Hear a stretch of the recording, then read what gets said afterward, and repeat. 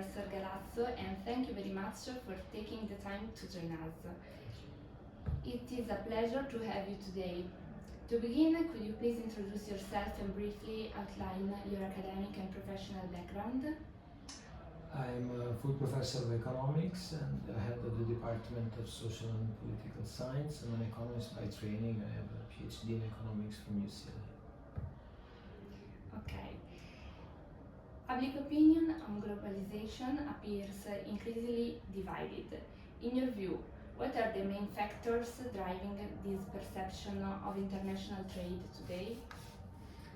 I think that the major divide in terms of how people feel about international trade is mostly driven by what are the economic consequences that international trade has on people, and we are coming from 20 years of globalizations which have clearly produced winners and losers, and so this has shaped the international scenario, and also within countries shaped how people feel about this. And do people generally see international trade as something that benefits everyone or something that creates winners and losers? And what explains this perception? I think it depends. So we actually have data on Italy showing that some people, a large majority actually, I guess around 50% of the people do think that trade is good for everyone, so that it's increasing the pie, if you want, like increasing economic growth. But at the same time, it's also clear that international trade may create winner and loser. So I think that this is a correct perception.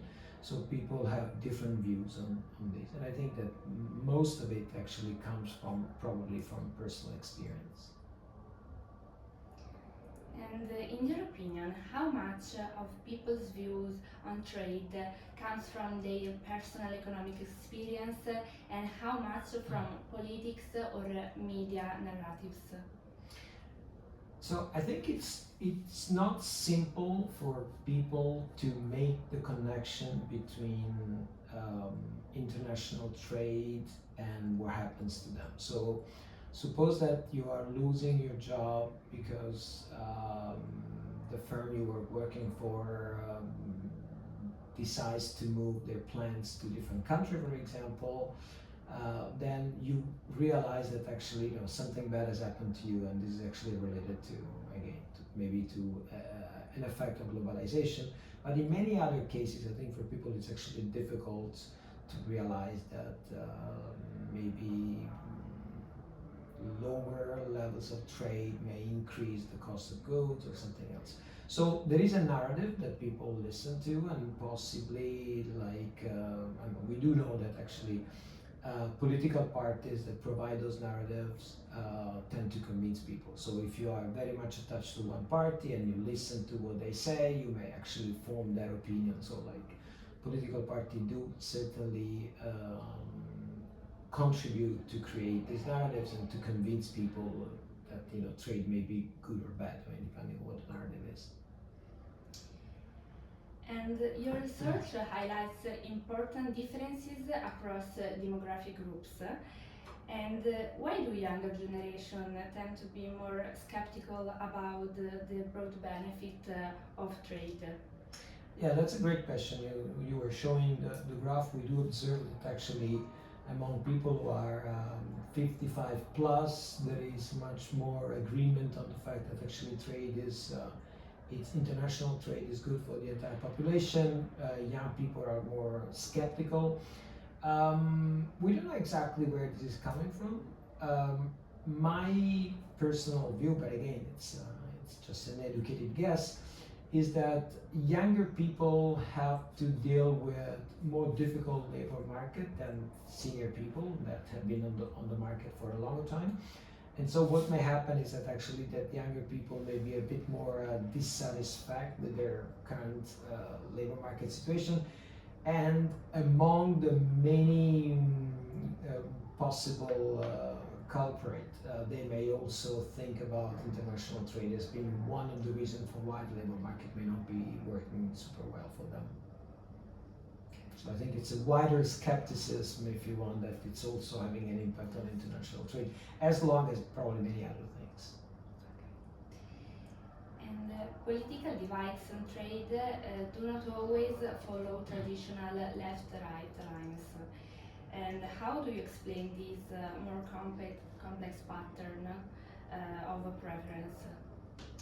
I think we know that probably when it comes to trade and in general when it comes to globalization, the divide is not so much the traditional left-right. It's more like traditional versus populist party or versus party that actually tend to be anti-EU or tend to be anti-globalization. So anti-globalization in general, anti-EU more specifically if you're thinking about European countries. And I think the argument is actually that, I mean, there's a large literature suggesting that actually the demand for populist party, the demand for protection comes from the losers from globalizations. And so I think the link is that those parties have emerged and have become strong by taking on board losers from globalization, people who are dissatisfied with the way in which traditional parties have dealt with international trade. And so I think that's exactly explained why we have like more populist parties who are more against globalization and the traditional parties who are more in favor. And then to the extent that populist party may be both on the left and on the right, then you don't find this left-right divide any longer. Okay, and how do concerns about inequality and redistribution influence support for globalization? So I think in general, what we have seen with globalization is that income inequality worldwide has actually decreased. So inequality across country has decreased. But at the same time, if you're looking at OECD countries, or if you're looking like more Western democracy, within country inequality is actually increased. So you have this double effect of the world like becoming more equal, but then within country the society becoming more unequal. So this has certainly raised lots of concern. People are certainly unsatisfied with this increase in inequality. Now, to what extent, and certainly this has both economic and political effects. Um, I think that um, this is very much related to what we were discussing before. So the fact that people may feel on their skin that actually their economic situation is not as good as they used to be, or that some people are doing much better than they do, and so like even like comparing with other categories, some people may actually feel that they're basically going down the economic ladder and feeling worse, and clearly this has political effect, but also like creates economic discontent. And in your view, what role should the governments play in addressing the perceived winners and losers of international trade?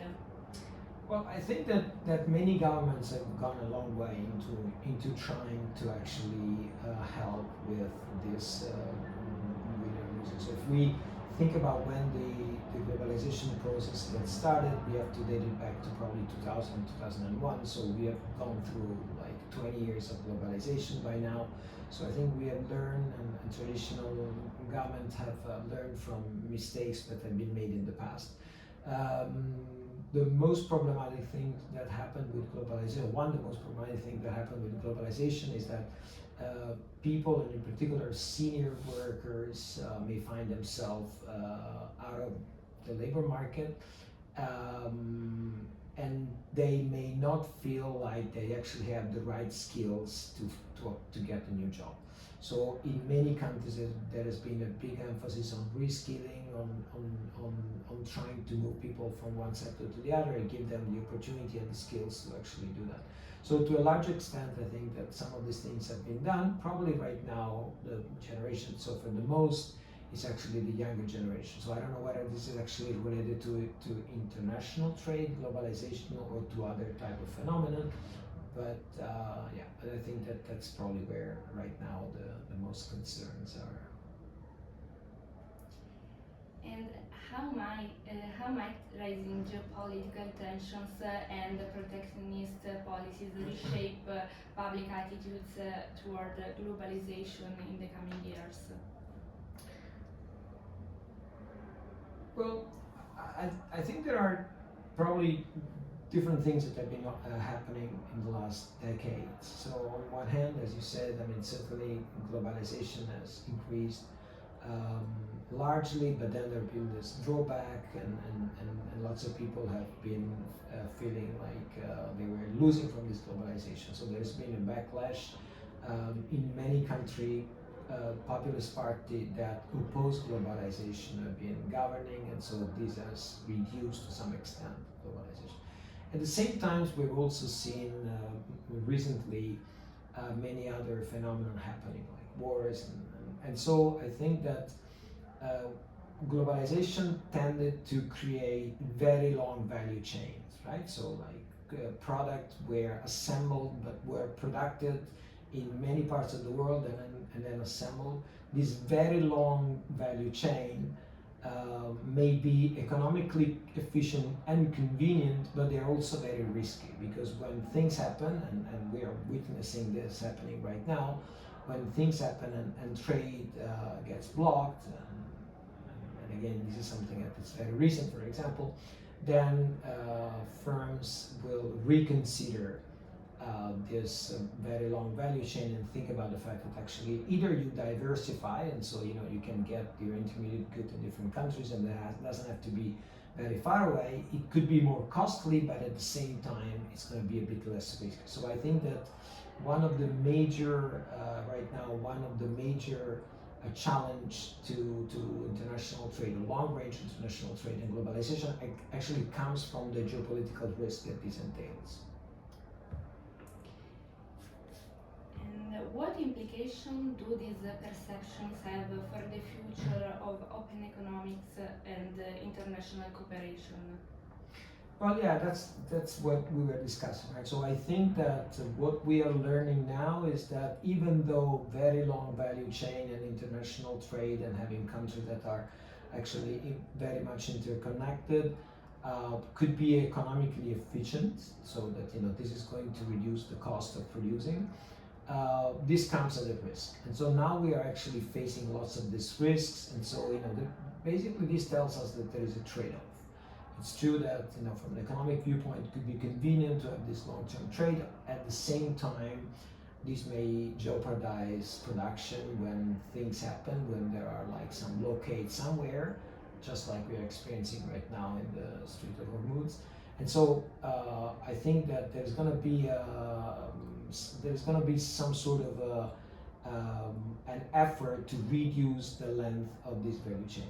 At the same time, probably the other lesson that we are learning is that there has been some discipline and narrative which went in the direction of saying that as long as country will trade, they don't go to war, right? I mean, this is a very old idea, but at the same time, now we're seeing that even countries which have very strong economic ties, they're not necessarily